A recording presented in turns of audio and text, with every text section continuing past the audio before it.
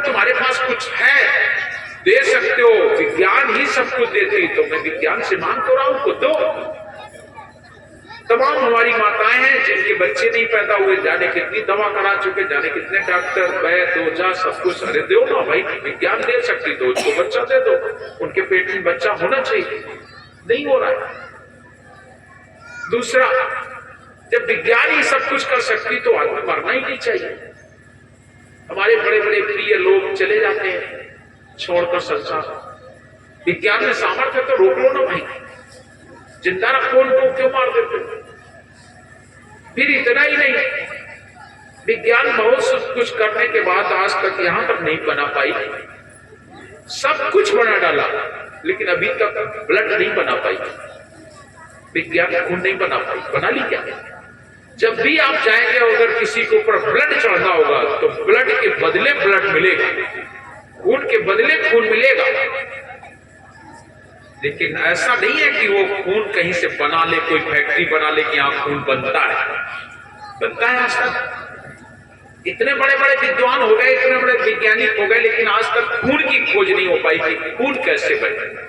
और नहीं तो जिसके अंदर जैसा खून है, नहीं मिल रहा है वो निगेटिव, नहीं मिल रहा है तो बना लो ना भाई, तुम्हारे पास तो फैक्ट्री है, तुम्हारे यहाँ तो मशीन है, मशीनरी बना लो, ओ पॉजिटिव बनाओ, ओ निगेटिव बनाओ, जो भी बनाना हो बना के ढेर सारा रख लो। क्यों आदमी परेशान हो, इसका उसका खून निकलवाए, आराम से ले जाओ, चढ़ा लो, हो जाएगा, हो जाएगा। नहीं बना पाए, विज्ञान नहीं बना पाई आज तक खून। अगर खून नहीं बना पाई तो कैसे तुम कहोगे कि हम सब कुछ बना लेते हैं? फिर नहीं बना पाई तो ठीक, कोई बात नहीं, लेकिन जब व्यक्ति मरता है तो मरने के तुरंत बाद, तुरंत तत्क्षण, देर नहीं, मरने के तुरंत बाद व्यक्ति के शरीर में पानी कैसे हो जाता है, ब्लड कहां चला जाता है? जैसे व्यक्ति मरे पूरा शरीर चीर फाड़ कर डालो, कोई भी एक भी बूंद खून की नहीं निकलेगी, पूरा पानी हो जाए। आज तक विज्ञान पता लगा पाई क्या? आज तक विज्ञान पता नहीं लगा पाई कि ये आखिरकार लाल रंग कहां चला जाता है, सब पानी पानी कैसे। इसलिए याद रख लेना फिर सुनो, अब्दू कुदरत की गत न्यारी, अब्दू कुदरत की गत न्यारी, उसकी गति न्यारी है। अब्दू कुदरत की गत न्यारी, अब्दू कुदरत की गत न्यारी, रंग नवाज करे वो राजा भूपति करे भिखारी, अब्दू कुदरत की गत न्यारी, उसकी गति न्यारी है। अगर हमारी तुम्हारी गति में वो आ जाए तो फिर उसमें और हमें अंतर क्या हो जाएगा? जो वो कर रहा है वो हम जान लें। एक जादूगर होता है, जादूगर क्या करना चाहता है आप जानते हो? जादूगर खेल दिखाता है, जादूगर क्या करना चाहता है आप नहीं जानते, जादूगर को नहीं जानते, फिर उस मालिक को कैसे जान लोगे? कई बार जादूगरों को आप देखा होगा, अब तो नहीं दिखाई पड़ते हैं, और ऐसा मान लो या तो कि हमें देखने को नहीं मिला होगा, नहीं मैं बचपना था तो तमाम जादूगर आते थे। एक जादूगर कानपुर में आया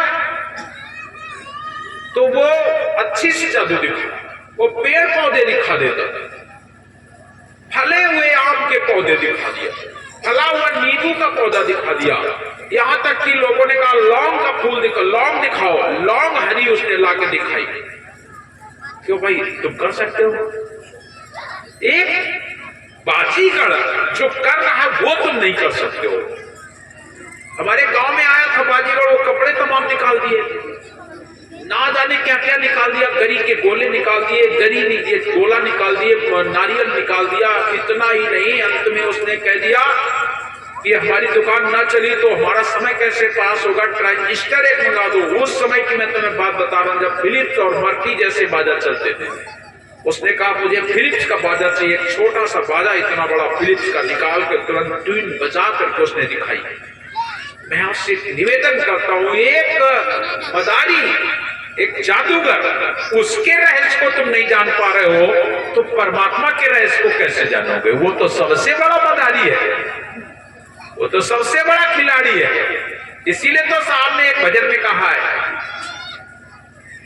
आप धारम धारी साहेब आप खेल खिलाड़ी, आप ही है सब कुछ।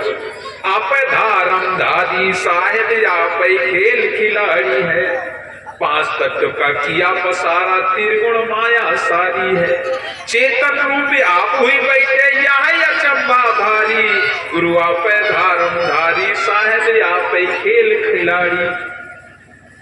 तब्बू तो आसमान बनाया, जमी दुलीचा भारी, और चांद सूरज दो जले मसाले, तेरी कुदरत न्यारी, गुरु आप धारम धारी, साहेब आप खेल खिलाड़ी।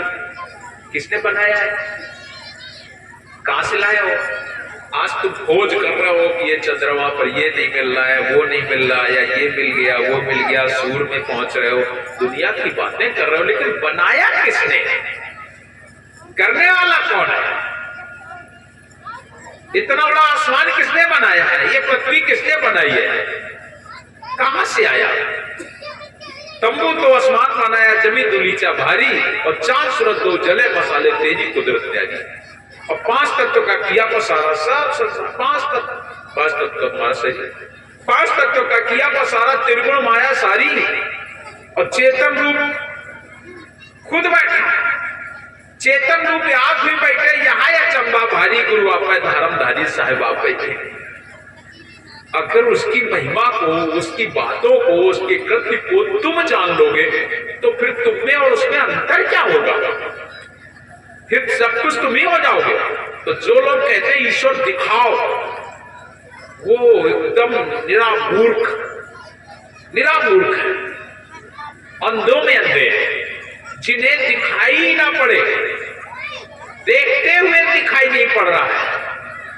जो कार्य तुम नहीं कर सकते हो वो उसने कर दिखाया है। इतना सुंदर शरीर बनाया, इसके अंदर भूख लगती है कि नहीं? अरे तुम बताओ, ये भूख कैसे लगती है? प्यास कैसे लगती है? समय पर लगती है, मतलब निर्धारित समय। सुबह हमने खाया और शाम को भोजन की भूख लगेगी। ऐसा नहीं कि खा लिया है, अभी 1 घंटे बाद फिर कोई कहे और खा लो, तो फिर खा ले, फिर और खा लो तो और खा लो, ये खा लो तो वो खा लो, खा लोगे। सीमित लगेगी भूख, इतने समय लगे। जो भी तुम्हारे जीवन में घटनाएं घट रही वो तुम जान रहे हो। मल मूत्र, अरे वो पानी की टंकी थोड़ा है कि भरती खोल लिया, पानी निकाल लिया। इसके अंदर तुमने पानी डाला और डालने के बाद पूरे शरीर में पानी का प्रवाह हुआ, और जितना शरीर को जरूरत है वो ले लिया, और बाद बाकी वेस्टेज पानी निकाल भी दिया। इसको करने वाला कौन है? विज्ञान कर सकती है। फिर भी हम लोग कहते हैं ईश्वर ईश्वर ईश्वर परमात्मा। अरे भैया, उसको नहीं जान पाओगे, वो सामर्थ्यवान है, उसकी महिमा हम गा सकते हैं, उसका चिंतन कर सकते हैं, और ये भी बता दे वो तन की जाने, मन की जाने, गट की जाने चोरी, और वह साय से काज को जाके हाथ में डोरी। सब कुछ जानने वाला है, सब कुछ करने वाला है। करें करावे अपने जने बढ़ाई दे, कबीर जरो के बैठ के सबका मुजरा ले, सब कुछ करने वाला। तो आज अद्या महामाया निरंजन जी में बातचीत हो रही है, और निरंजन जी और अद्या महामाया दोनों के दोनों एक में एक हो गए। बता दिया कि पाप और पुण्य के करने वाला मैं। अब मेरी बात एक समझ आई होगी आपको कि सृष्टि का प्रारंभ है, और सृष्टि के प्रारंभ में 2 बातें हो गई, पाप और पुण्य। ये वहीं से चला है, साहब के यहां से नहीं चला। ये भी बता दें, साहब ने नहीं कहा कि पाप है कि पुण्य। वहां पाप और पुण्य से रहे निराला, कहे कबीर सो हंस हमारा। जो पाप पुण्य से न्यारा हो जाए वो हंस मेरा। और जहां पाप और पुण्य है ये बंधन है, और ये पाप और पुण्य दोनों में ओम निरंजन निराकार ने जीवों को बांध दिया। अद्या महामाया ने कहा कि तुम्हें पाप लगेगा, तो ये कह करके उसे समझा दिया गया कि पाप पुण्य के करने वाले हम ही हैं। पाप पुण्य के हमें करता, पाप पुण्य से हम नहीं डरता। पाप पुण्य हमें से वही लेखा मारना लिए, कोई हमारा कोई लेखा जोखा लेने वाला नहीं है। तुम चिंता ना करो। और दोनों एक साथ रह गए, और रह जाने के बाद भी कुछ नहीं हुआ। तब कुर्म जी के पास जाने का निश्चय किया, और कुर्म जी के पास पहुंचे। बड़े भाई हैं, और बड़े भाई को अनादर के रूप में, आदर नहीं, सम्मान सूचक नहीं, अनादर ढंग से क्या कहते हैं, एक कुर्म जी षष्ठी का सामान है वो मुझे दे दो। जैसे कहा एक कूर्म जी षष्ठी का सामान है वो मुझे दे दो, कूर्म जी ने ध्यान नहीं खोला। जब ध्यान नहीं खोला फिर आवाज लगाई। कूर्म जी बोले मेरे से छोटा है लेकिन बोल कैसे रहा, वो बात छोटा है, टाल दिया। देखिए बड़े जो होते हैं सहनशील होते हैं, उन्होंने सहनशीलता दिखाई। एक बार दो बार कई बार कहा लेकिन कूर्म जी कुछ नहीं बोले। पर छोटा जो है इतना बदमाशी करता है कि हद ही तोड़ देता है। और हद तो तब टूट गई कि कूर्म जी माफ करते रहे और निरंजन जी इतना हद पार कर गए, अरे मैं राजा हूं, मेरी बात नहीं सुनता है। ये पद का घमंड हमेशा याद रख लेना, पद का दुरुपयोग नहीं होना चाहिए। आप किस पद पर बैठे हैं इस बात को हमेशा ध्यान रखो और उस पद का दुरुपयोग नहीं होना चाहिए, उसका सदुपयोग करो। सदुपयोग करो। पद का जब दुरुपयोग होता है तो पाप हो जाता है, और पद का अगर सदुपयोग होता है तो धर्म हो जाता है। हमेशा याद रखें, अपने पद का सदुपयोग कीजिए, धर्म है। हमारा धर्म कहता है कि अपने पद का सदुपयोग करो। दुरुपयोग जहां हुआ वही पाप हो जाता है। तो हमारे जीवन में पद प्रतिष्ठा जो है आज संसार में उसका दुरुपयोग होने लगा है। अरे जानते नहीं हो मैं थानेदार हूं, हो गया ना दुरुपयोग। थानेदार होने का मतलब है कि जो नियम कानून कायदा कहते उसके अनुरूप चल। लेकिन यहां तो तुमने कुछ भी नहीं किया, उठा के ले जाके दो चार डंडे और मारे। नहीं कहते रस्सी का सांप बना देना, रस्सी का सांप बना दिया।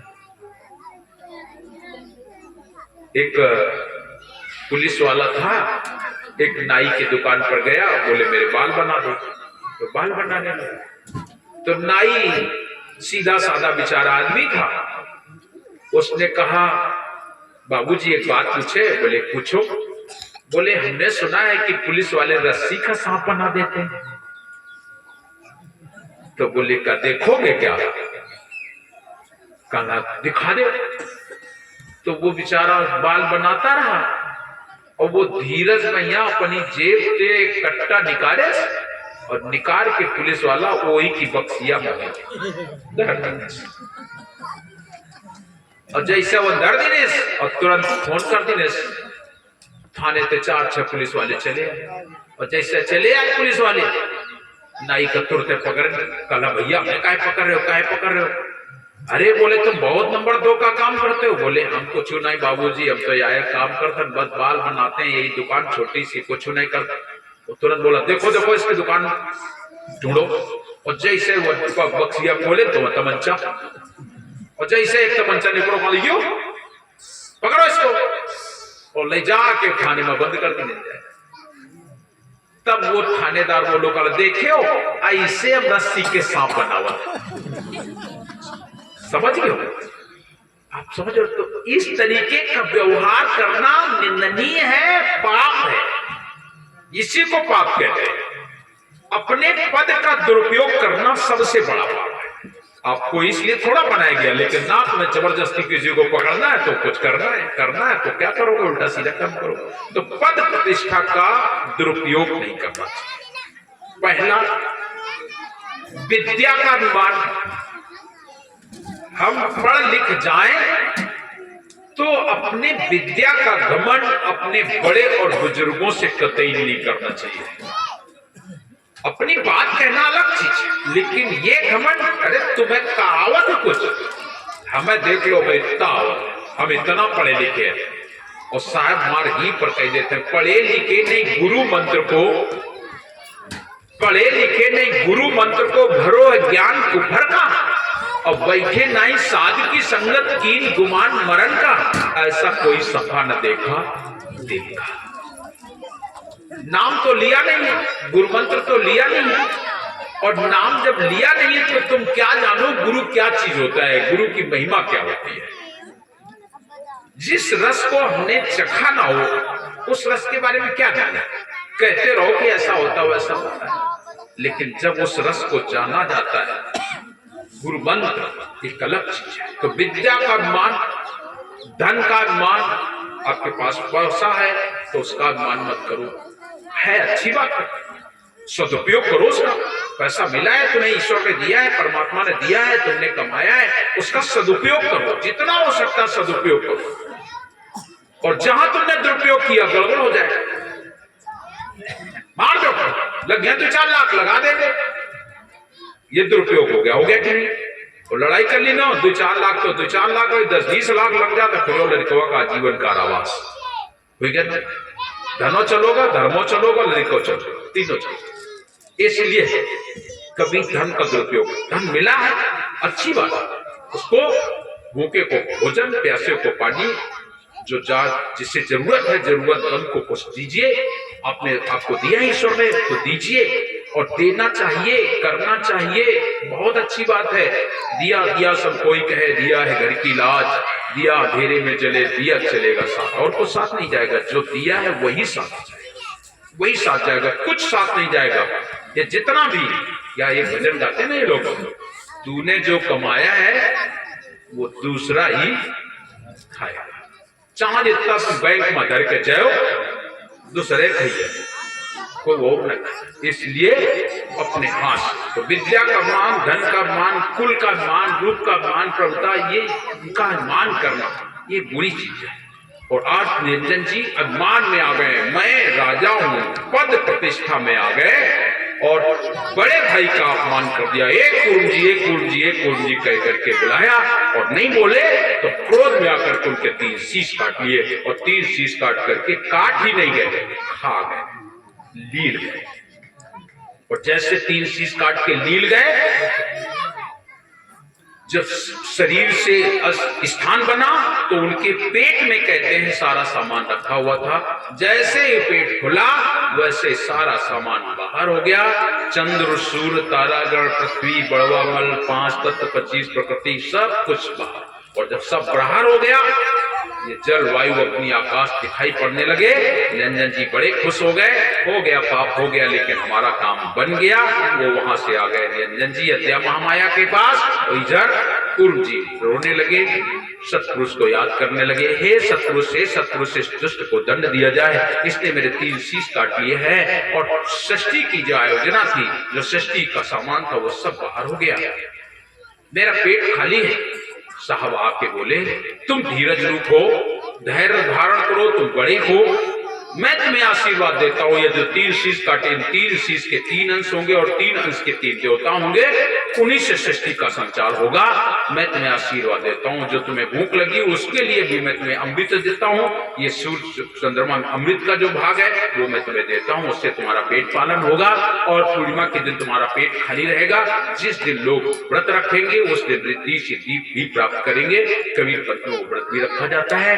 ये उन्हें आशीर्वाद दिया, और ये कहा कि अय निरंजन, तू अद्या महामाया के साथ गलत कर्म किया, मैं कुछ नहीं बोला, तूने गलत काम किया, उस समय तुम्हारा नाम काल पड़ा था, और आज तुमने 3 शीश काट करके और लील गए हो, इसलिए आज से तुम्हारा नाम महाकाल पड़ेगा। तुम हमेशा से गलत काम करते चले आए हो, बार बार तुम गलत काम कर रहे हो, ये तुम्हारा ही कृत रहेगा। आज से तुम सवाया पैदा करोगे और 1 लाख के हिसाब से खाओगे। 1 लाख भक्षण और 1.25 लाख का विस्तार, सवाया जितना पैदा होगा उसके सवाया विस्तार करोगे, ये तुम्हारा कार्य होगा। जाओ जाओ धर्मराय, आज से तुम मेरे दर्शन नहीं पाओगे। तुम आज से दोनों लोग संसार के राजा हो गए, अद्या महामाया और दोनों राजा हो गए। और जब राजा हो गए तब वही माया, इसमें तो कथा आगे आएगी, लेकिन वही अद्या महामाया फिर साहब को नहीं पहचानती।